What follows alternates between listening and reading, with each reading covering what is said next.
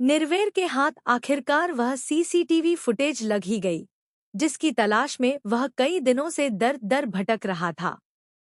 जैसे ही उसने footage play की, उसकी धड़कनें तेज हो गईं।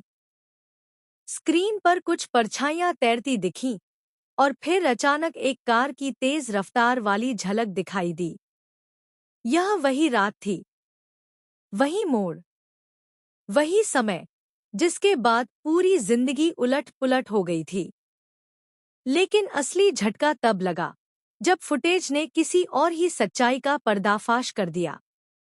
यह फुटेज साफ साफ बता रही थी कि मामले की जड़ में कोई और है, और वह कोई अनजान व्यक्ति नहीं, बल्कि अमरीत है। लेकिन रुको, कहानी इतनी आसान कहाँ थी। इस बीच घर में तूफान मचा हुआ था। जो आरोप अमरीत पर लगना चाहिए था, वह झेल रही थी नूर। हैरानी की बात यह कि नूर खुद सामने आकर सबके सामने बोली कि एक्सीडेंट उसकी गाड़ी से हुआ था। उसके शब्द जैसे बम की तरह फटे, सब हैरान, सब सन्न।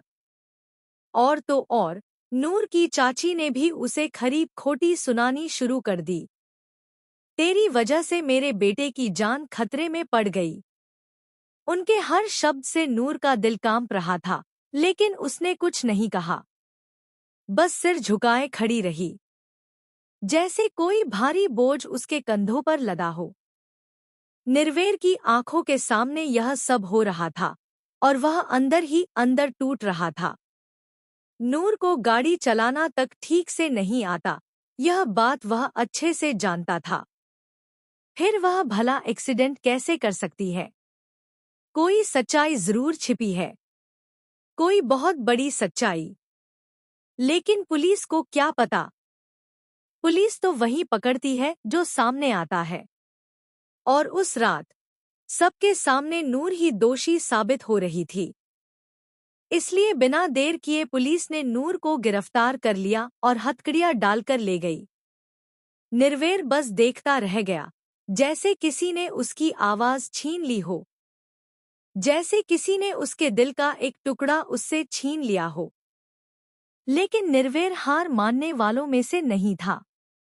उसकी आंखों में एक ही चमक थी, सच्चाई जानने की। वह जानता था कि नूर झूठ क्यों बोलेगी, वह अपना दोष क्यों मान लेगी। क्या वह किसी को बचा रही है? किसे? क्यों? आखिर उस रात हुआ क्या था? इन्हीं सवालों ने निर्वेर को चैन से बैठने नहीं दिया। वह सच की तलाश में फिर उसी जगह पहुंचा। वही सड़क, वही मोड़, वही समय। हवा में वही ठंडक, वही डर, वही बेचैनी थी। और तभी उसके दिमाग में ख्याल आया, क्यों ना उस रात के सीसीटीवी